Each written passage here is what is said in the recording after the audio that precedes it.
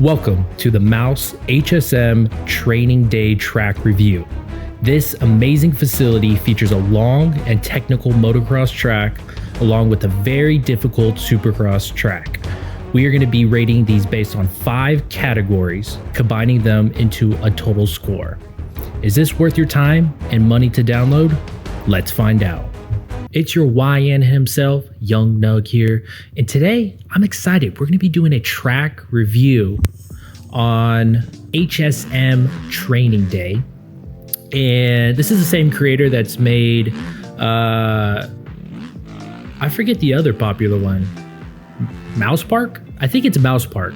Anyways, great track.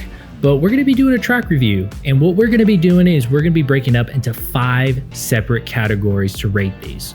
So for the first one you're going to have is ruts. How are the ruts, aka grippers? Are they grippy or not? And then number 2, we got flow. Does the track actually flow and coincide with each other, or is it kind of notchy, all of that sort? And then we have jumps.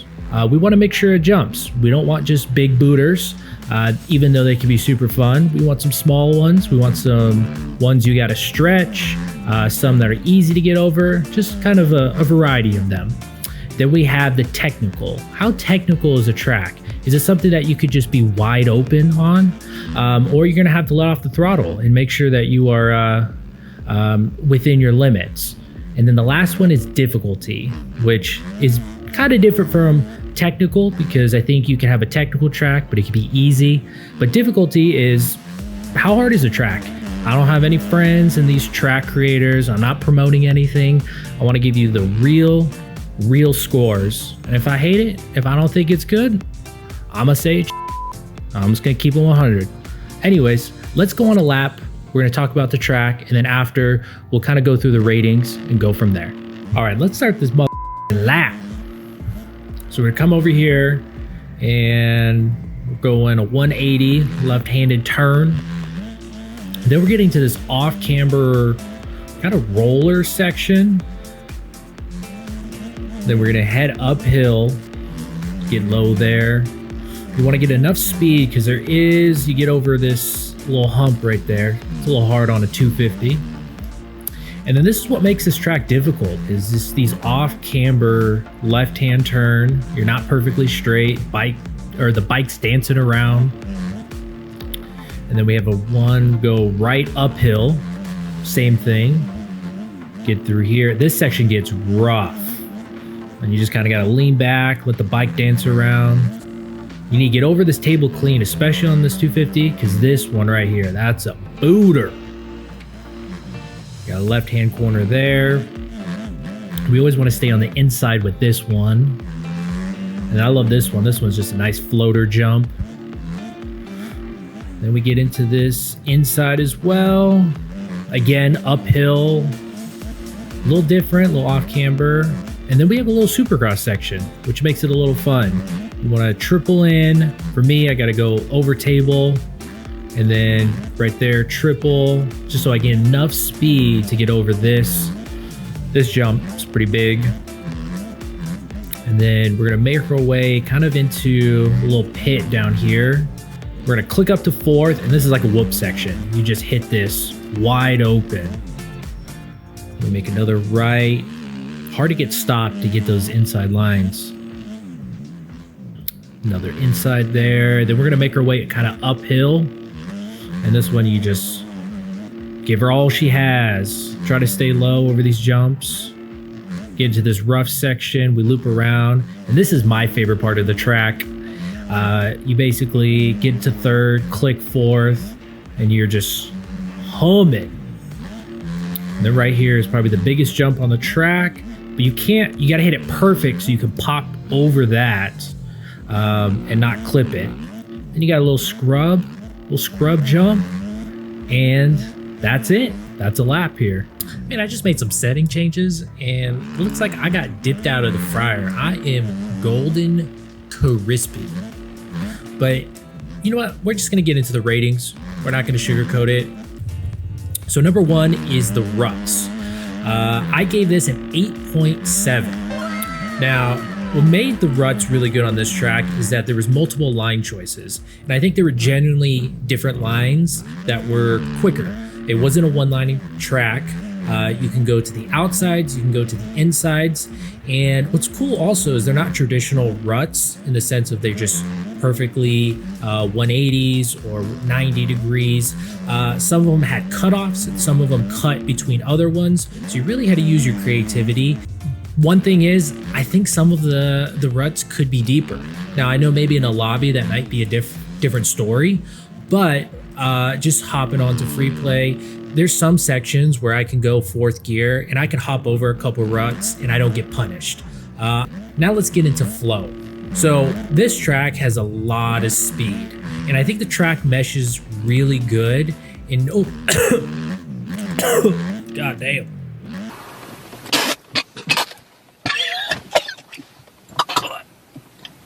Good. And no parts stand out as really being misplaced. Even though they have kind of like a supercross section in the middle of the track, it actually flows really good. The back section is fantastic, where you're just 4th gear, going through rollers, scrubbing, trying to get onto the double. I really like that. I don't think there's really anything notchy. So that's why I give the flow an 8.5. Now, anything different on this? Not really. It's hard to say because there is a lot of up and down hills. And usually when you have that, this is just my opinion, it's hard to get really flowy on that because it actually just increases the difficult, making sure that you get stopped on the downhills. When you're going up, try not to loop, leaning forward, all of that sort. So I think that just takes away from the flow. Nothing bad, just my opinion. So we give it 8.5. And then we're gonna go into the jumps. I'm gonna give this a solid 8. It has a mixture of small, medium, and large jumps. So I like that. It's not just huge booters. I think there's some that you could scrub, some you could just stretch. And I really like that about it. The one thing that I wish, and this is why I give it an 8, is I wish they were a little more peakier. I think some of the jumps can get the peakiness, obviously the supercross section, but the other ones, I feel like they could be a little more peaky. And the reason why I like that is because I think it makes for better racing. You're able to scrub harder, you're actually able to make up time, and also too, there's the way the track develops. Now, how technical is this? That's gonna be a monster score at 8.9. Was that parts of the track you really had to focus and make sure you time things, because timing is a huge thing. You go over the big double and then you got to get off. It's like a step off to make the corner, and you got to get enough pop. So that means you got to not jump too far, or you got to jump it perfect to pop over. So that's really technical. And then also too, just how the ruts form and they go up the hill. I think it's very technical because you really can't get out of those ruts. You're just going to watch the front. Now, the final category is difficulty, and I give that a 9. And the number one thing that makes this a 9 is the off-camber corners and how many there are. A lot of this track it's not straight. It's always at an angle. You're always going down a hill, up a hill. It's off-camber. The ruts are there. And that makes it so difficult, and especially in this game, because if you get kicked a little bit, you're done. There's some technical spots that also goes into the difficulty. Also the braking bumps. There are certain sections where the braking bumps are so tall, you got to really skim into them. So now the final score for this one is an 8.62 technically, but 8.6. That's a great score. I mean, that is fantastic. There's a lot of fantastic things about this place, and I think as a training track, this is perfect. I mean, just all the aspects that we described. An 8.6, monster score. Now, let's get into the Supercross track and see if you can even come close to the 8.6. All right, here's starting a lap at the Supercross track. So we try to get over that. That one it's hard to get over that, especially on 250. You kind of come down this hill and you rail around this. You could sometimes get over that, but sometimes you get kicked. And it comes into here, which this section, quite nice, love it. And then you have the dreaded whoops. These things are huge. Sometimes I gotta click up to 4th just to get over them. And you got this corner here and this little floater jump. You wanna say it's the inside, that is definitely the fastest. And then you have this corner is very difficult, uphill, kind of weird. So you double, then you can triple, then you can get on the table, and then off. And in this section, I just go double, single out. But you could stretch the 3. It's just a little hard. Got this nice sand, roller jump, whatever it is. Kind of make your way down, try to get some traction, make it over the triple. All right, let's get on to the Supercross track. Let's get on to this rating. So first, you know where we're gonna start off. We're gonna start about those grippers, those ruts. What do we think? Easy peasy, 7.8. I think certain sections have like 4 different lines, and they're kind of like Cooper Webb lines where they kind of cut in really tight. I love those. Those are great. Other sides, there really isn't any ruts. It's pretty flat. You do have a nice sand section that has a little bit, but I think a lot of this track is one line, and it doesn't really do well with racing. I may be wrong, but I just don't really see it in the ruts category. I just see that being very one line. And then especially you go over this big double and you get into this one corner. If you don't take the inside, I mean, you're going to lose so much time on that. So I'm only rated at 7.8. Now let's get on to the flow.